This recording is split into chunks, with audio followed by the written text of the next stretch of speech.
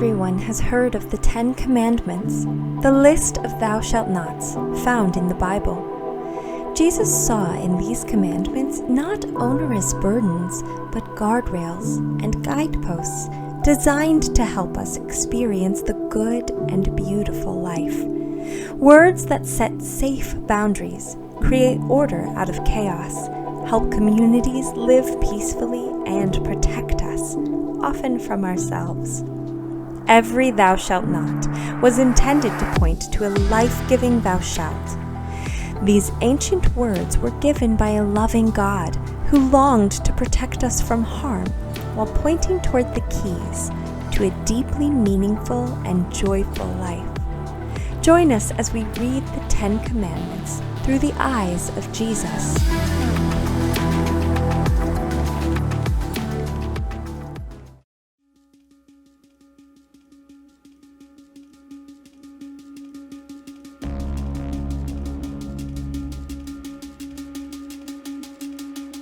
Very early in my preaching career, like my first or second year, I was trying to make a point about how light skin is more valued than dark skin in our culture. And I used the example of Michael Jackson's skin color changing from being really dark when he was young to being really light as he got older.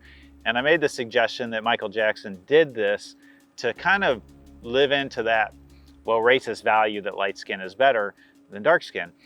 And after the message and I was done preaching and the service was over, somebody came up to me and said, "Did you know that Michael Jackson had a skin disease called vitiligo?" I was like, "What?" And it turns out that Michael Jackson has a skin disease called vitiligo. Here's how the Mayo Clinic describes this skin disease. Vitiligo is a condition in which the skin loses its pigment cells. This can result in discolored patches in different areas of the body, including the skin, hair, and mucous membranes.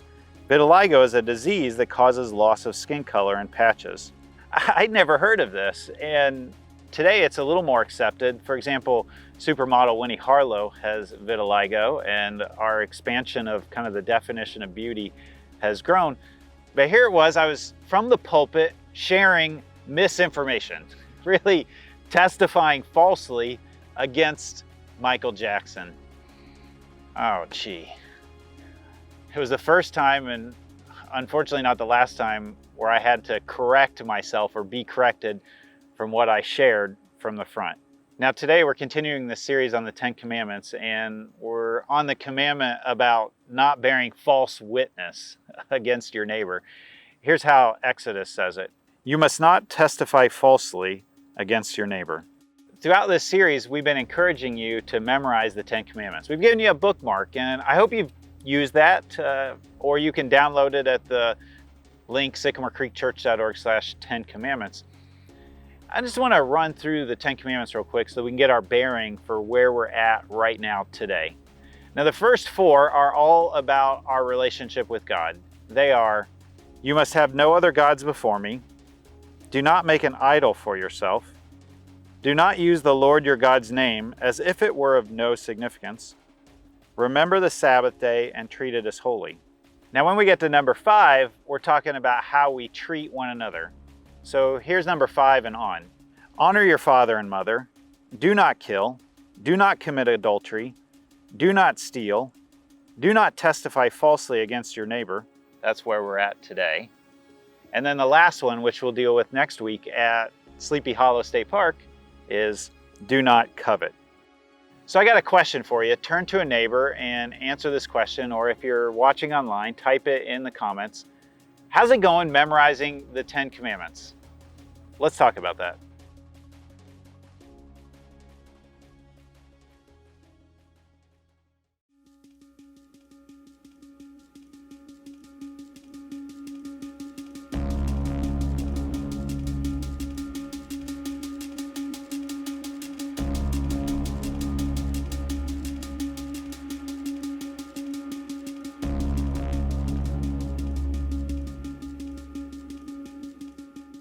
Well, I don't know how you're doing memorizing the 10 Commandments, but my family just finally started working on it here recently. We're like, oh my gosh, we better work on this at dinner. So we've been putting the little bookmark next to the salt and pepper shaker and then working on it over dinner. I hope you're walking along with us and memorizing these 10 commandments. They really can be guidelines or guardrails for the good and beautiful life, not just sort of killjoy rules that we have to follow.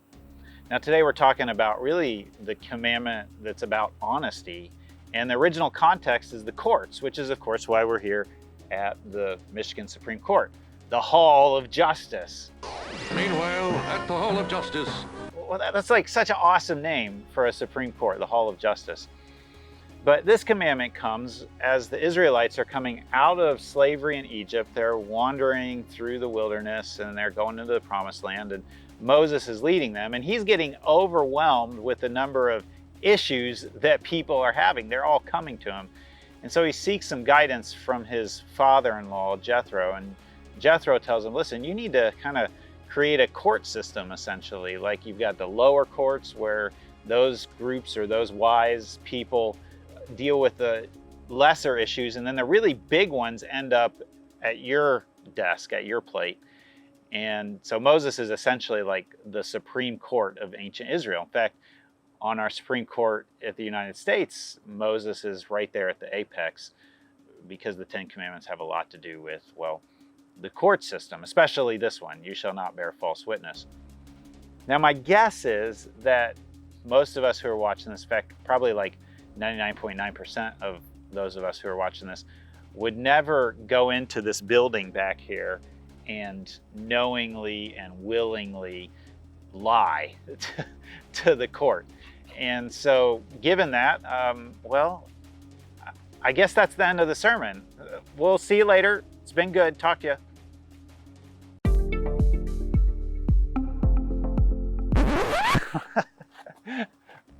Okay, maybe it's a little more complex than that, right? Because this commandment is really all about honesty and how we tell the truth, not just in the courts, but in our entire life. And I wonder, maybe you've never been in a court and testified falsely, but have you ever been falsely accused?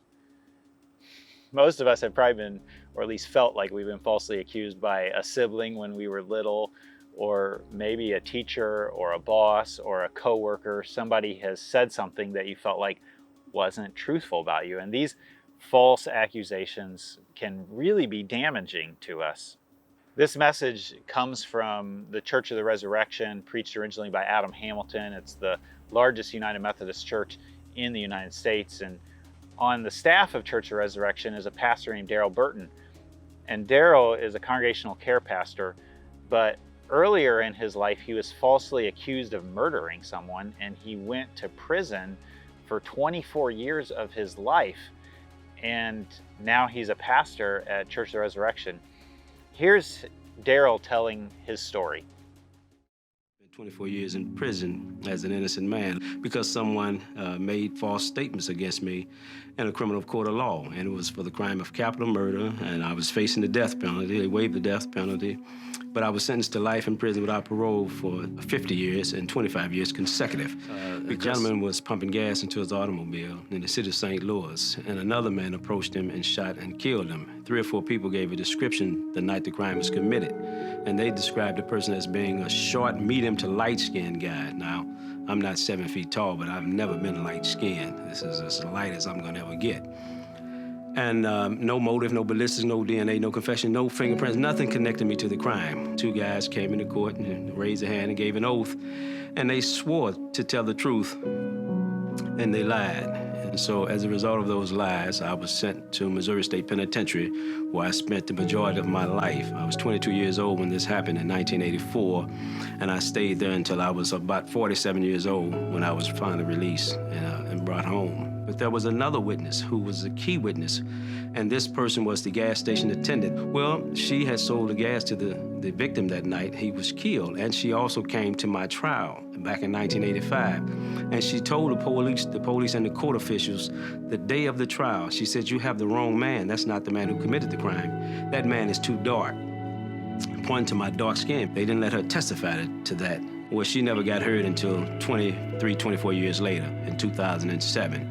And that's what helped me regain my freedom and get back to society. It was that witness, that key witness, who was so crucial. And the judge agreed that She should have been allowed to testify to the jury 24 years, ago, 24 years prior to me going to spend all those years in prison. So bearing false witness against anyone, it can damage their lives, it can damage their families, it can damage, the psychic, the spirituality.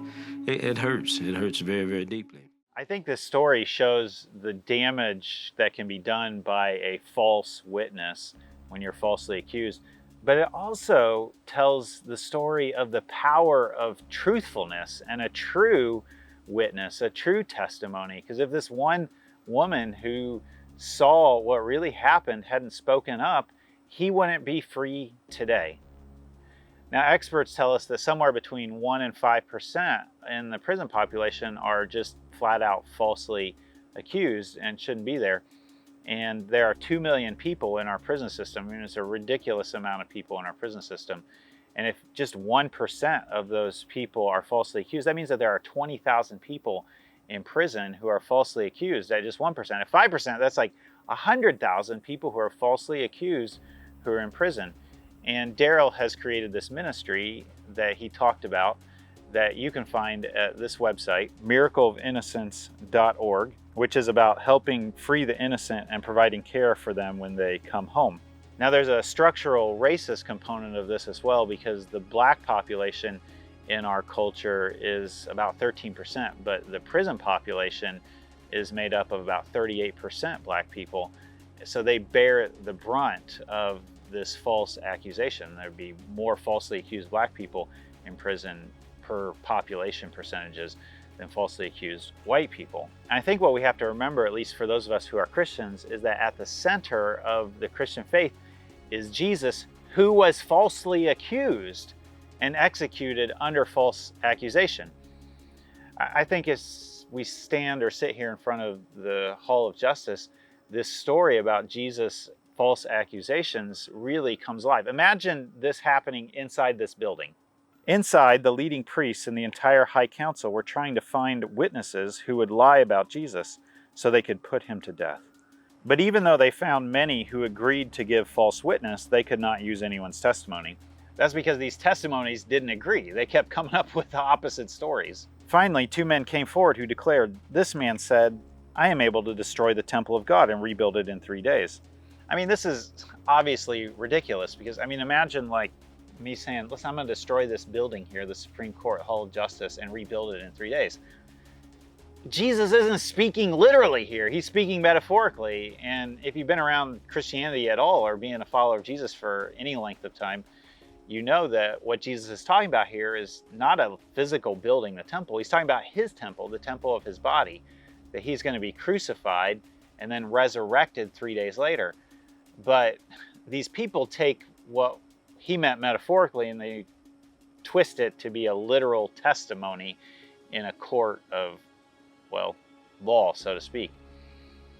As I read this story and reflect on it, it makes me wonder how many people have been hurt by Jesus' words or the Bible's words, which were meant to be metaphorical and instead were taken literally. I think about how women have been treated. I think about how people of color have been treated. I think about how the LGBTQ community has been treated. Sometimes maybe not necessarily missing the metaphorical sense of the words or the text, but just missing the whole spirit of the thing, of love and justice and mercy and goodness and kindness and gentleness and all of these things that are really at the center of following Jesus. This reminds me of a story about John Wesley, the founder of the Methodist Church, who really emphasized sort of simple living. Like the early Methodists didn't wear a lot of jewelry or fancy clothing. And one time he was meeting with this husband and wife, and in an effort to shame his wife, the husband lifted the wife's hand up and put it on the table. On her hand were all of these rings, and the husband said, "Look at this hand." He sort of said it with scorn, again, in an attempt to shame his wife. And John Wesley looked at the hand and he said, "That's a beautiful hand." Because what he noticed was that the husband was missing the whole spirit of the Methodist movement. You don't live simply to shame people who are not. You live simply to love the world more faithfully. So here's another question for us today. If you're watching at home with somebody, turn to the person you're watching with and talk about this, or comment in the comments section, in the chat section. Where have you seen Jesus' words or the Bible's words taken literally when maybe they should have been taken metaphorically and ended up hurting people? Let's talk about that.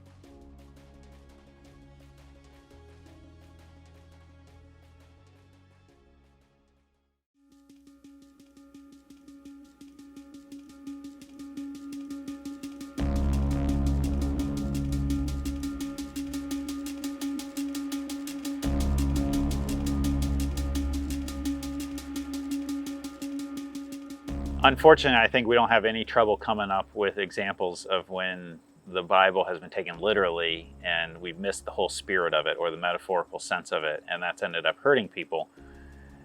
Interestingly enough, the Bible takes this whole truth-telling, this whole false testimony thing really, really seriously. For example, the judges must investigate the case thoroughly. If the accuser has brought false charges against his fellow Israelite, you must impose on the accuser the sentence he intended for the other person. In this way, you will purge such evil from among you. So in Darrell Burton's case, his false accusers would have then ended up spending a life in prison for their false accusations. Now, we're in an election year, aren't we? Right? Yay for election year! Just down the plaza here is going to be a wonderful year of people sharing their vision for how we can solve our problems and we can be a better as a society. That's how it's going to go, right? Probably not. What it's going to be over the next several months is a mudslinging contest. Just accusations, one after another, and they don't even have to be true. You just sow the seeds of doubt. And if that seed of doubt is in my heart or mind or brain or memory or whatever, then it just sticks there with that person, that seed of doubt. And why do we go into an election year like this? Why does that happen? Is it because our politicians are so bad? Maybe. But at least some of it is because of us, because it sticks with us, because we share this stuff. And every time you share something like that on social media, it's kind of like you're putting your name behind it. It's like you're testifying about the truth of this thing that you're sharing. So one of the things that we have to take into account in this whole situation is this thing that psychologists call confirmation bias. That we already have a bias towards a particular way of thinking about a politician or politics. And so we are more likely to look for evidence that confirms our bias rather than evidence that contradicts our bias. So as you're sharing things on social media, think about that confirmation bias. Have you done some extra work to really get behind it? I mean, this is even harder in a day and age where we've got fake news and we've got AI bots who are sharing things. And anytime you share something like I did with Michael Jackson's Vitiligo, you put your name behind it. And that's the season that we're in. So let's be known not as people who sling mud at each other or people we disagree with. Let's be known as people who use our words and our testimony and our witness in loving and kind and gentle and truth-telling ways. I think to Martin Luther King Jr.'s first step in any nonviolent action campaign that he lays out this sort of steps in the letter from Birmingham jail. He says this: in any nonviolent campaign, there are 4 basic steps. Collection of the facts to determine whether injustices are alive. That's the first step, is collection of facts. So before you share anything, have you done some fact checking on it? Here's 3 rules for honesty online. The first is read the story. I don't know how many people have commented on things I posted and I'm like, did you just read the headline or did you read the actual story? Number 2, fact check the story. Like if you think there's actual misinformation being shared, use a website like Snopes and fact check it. And then if you want to go really deeper, number 3, read the opposing view. Go look for a different opinion article or a different perspective from the one that you think you're about to share that's gospel truth.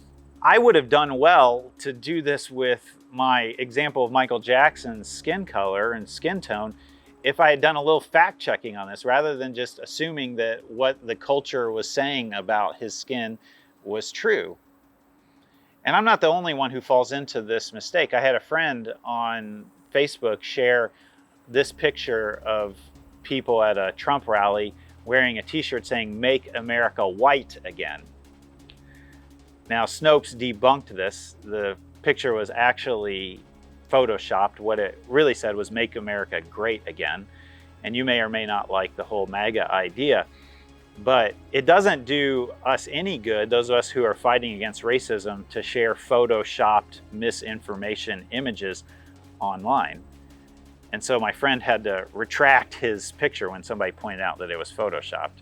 Now, it is easy to understand why my friend got pulled into sharing this misinformation, because there are politicians who have run on that phrase, "Make America White Again," like this billboard for Rick Tyler.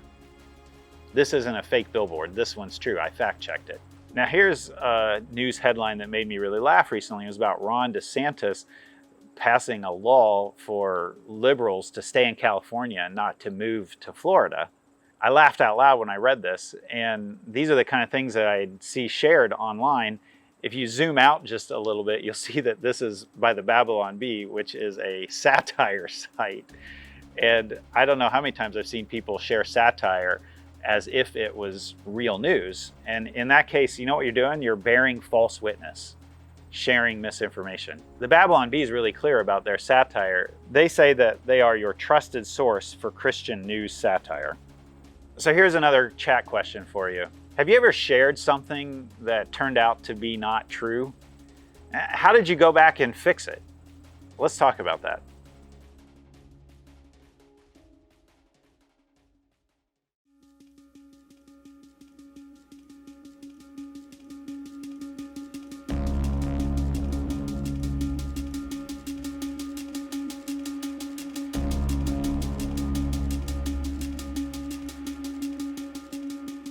All right, we've been sort of up at lofty ideas here about bearing false witness and misinformation, but let's get right down on the ground to the more inane, mundane things about how we talk about each other. How do we tell truth when it comes to each other, and what kind of, things do we share about each other? I mean, here now we're starting to talk about like the gossip around the water cooler, the chit chat, the sitting at the barber shop or at the salon, and what you talk to the person who's doing your hair about.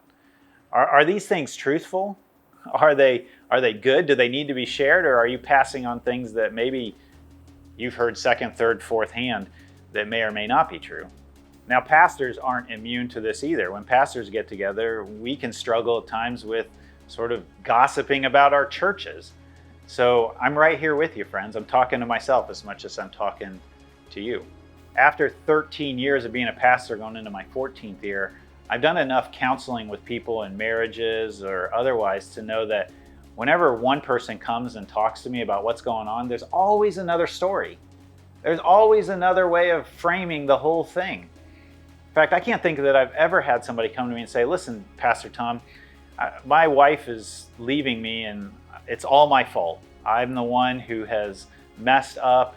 She didn't do anything wrong." No, that's not how nobody ever comes to me like that. It's always something that the other person has done. And if I talk to the other person, guess what they say? It's always something that the first person has done that came to me. There's always another story. Now, here's another way this commandment plays out, and that is when somebody shares with us something in confidence. And too often we go to somebody and we say, "Well, don't share this with anybody else, just between me and you." In fact, I had somebody just the other day say, "Just between me and you."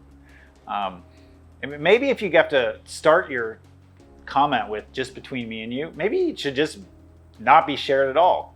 I mean, here we get into the whole telephone phenomenon, right? Like you share it with one person and then the second person and third person, fourth person. And by the time you get to the fifth, sixth, 10th person, it's got so much misinformation in it. It's so false compared to what it started with. And I kind of wonder at times if trauma doesn't amplify this effect. And we've all been through trauma, like a serious worldwide trauma over the last 2.5 years.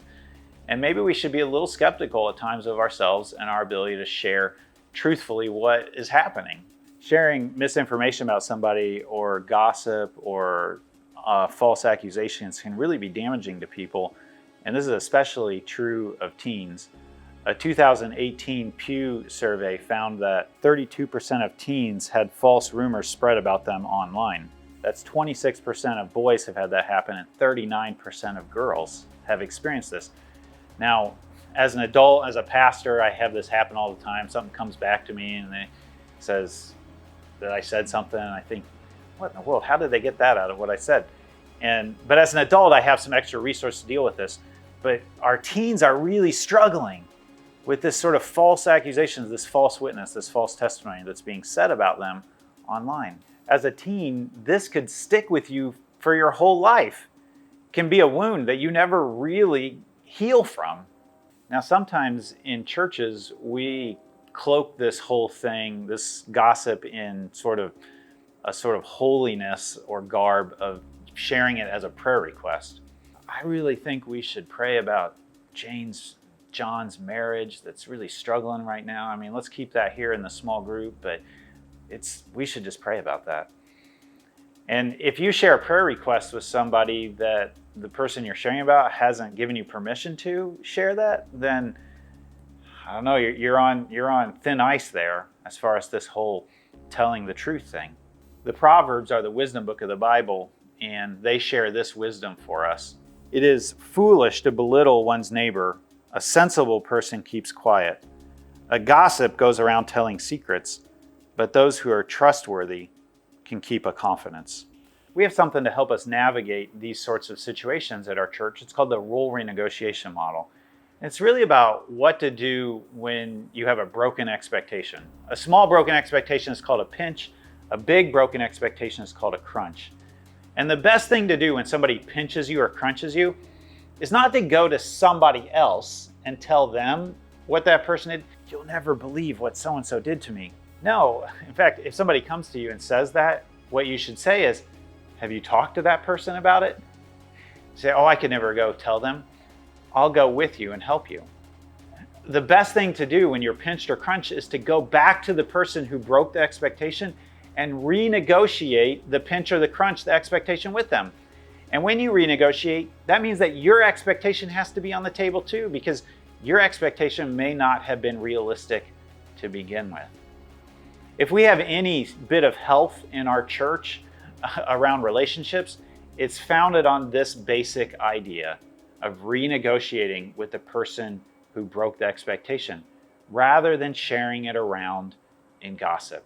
So next time when somebody comes to you and says, oh, I hated it when Pastor Tom did that, here's what you say. Have you talked to Pastor Tom about that? And if they're not willing to do it, then say, I'll go with you. Now we're into a place where all of us like this teaching of Jesus, except when it's applied to us. It's about judging others. Jesus says this, do not judge others and you will not be judged, for you will be treated as you treat others. The standard you use in judging is the standard by which you will be judged. And why worry about a speck in your friend's eye when you have a log in your own?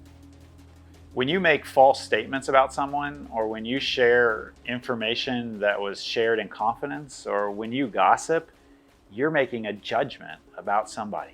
Here's two basic ideas that Jesus shares that we all know that could guide the way that we speak honestly about other people. Love your neighbor as you love yourself, and do to others as you would have them do to you. So the question here is, not only do your words speak honestly, but do they reflect love? Are they loving? There's this story told about St. Philip Neri. He's a 16th century Italian priest. And of course, priests would hear confession of people, and the town gossip showed up and confessed all the ways that they had gossiped this past week. And Philip Neri heard the confession and said, here's your penance. You know, good penance kind of works in opposite of whatever was the sin that you did. But he gave her this strange penance. He said, go and get a chicken and pluck all the feathers from it, and then bring the plucked chicken back to me. So the town gossip went back to the farm, not really understanding what Philip Neri was doing, what the priest was saying for them to do. Plucked all the feathers out of a chicken, brought the chicken back to the priest, and then Philip Neri said to the gossip, okay, now go pick up all the feathers that you plucked. And the town gossip said, that's impossible. They've all blown away. And Philip Neri said, that's like your words of gossip. They've all blown away, and there's no way that you can gather them back together. Now, I don't know about you, but that punches me in the stomach, punches me in the gut. And I think about that false information, that false testimony I shared about Michael Jackson intentionally dyeing his skin to make it lighter to fit with cultural standards of beauty. And I had to go back the next week and had to repair. I had to say, listen, I need to make a correction. I shared this wrongly. But you know what? Not everybody who was there the week before was there the second week. And so here I am again, a third time, trying to repair the misinformation, to gather back all the feathers and all the ways that I've contributed to bearing false witness against somebody. Friends, let's be careful with our words. Let's speak honestly. Let's speak lovingly. Let's use our words to build up rather than to tear down. And in that way, we'll be living inside the guardrails of the good and the beautiful life that God has for us inside of this 9th commandment. You shall not bear false witness against your neighbor. Let's pray that we would be a people like that. God, we confess all of the ways that we have shared ideas or words or stories that have been false or maybe not entirely true. We share and confess with you all of the ways that our words have maybe not been loving or kind. And friends, I just invite you just for a moment here to just name those to God right now, just in silence between you and God. Name them to God.